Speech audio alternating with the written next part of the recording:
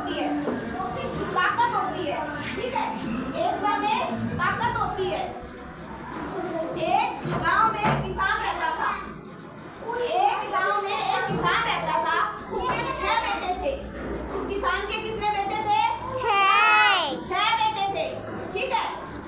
अब किसान बड़ा खुश था, क्यों? क्योंकि भाई उसके 6 बेटे हैं, बड़ा खुश था। लेकिन एक तरफ वो दुखी भी था, क्यों?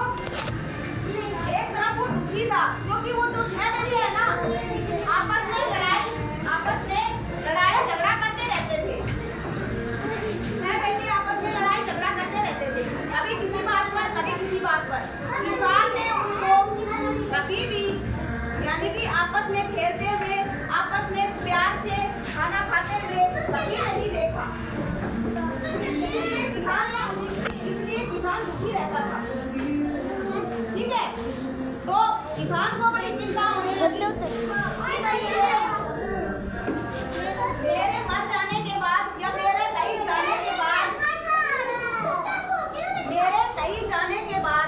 इन बच्चों का क्या होगा?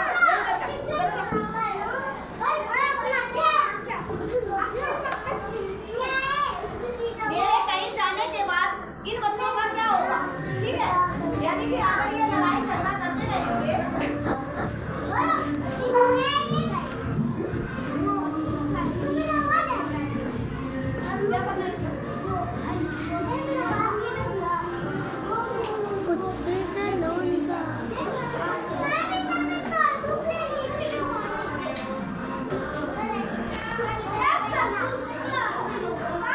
अब उस किसान को चिंता आने लगी कि मैं कहीं चला जाऊंगा तो ये आपस में लड़ाई झगड़ा करके दूसरा ही कोई इनका फायदा उठा लेगा।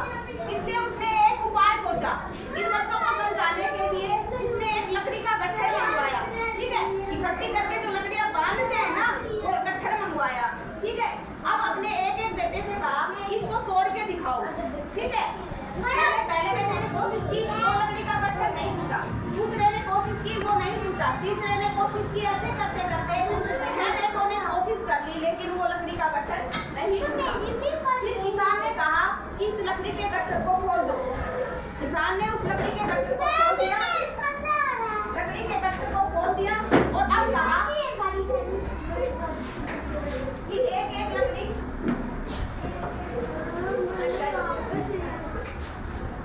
किसान ने कहा कि एक लकड़ी को आप तोड़ दो, ठीक है। बेटों ने एक लकड़ी को तोड़ दिया। किसान ने कहा कि जब लकड़ी का बंधा हुआ गट्ठर था तो वो तुमसे नहीं टूटा, ठीक है। और जब लकड़ी अलग अलग हो गई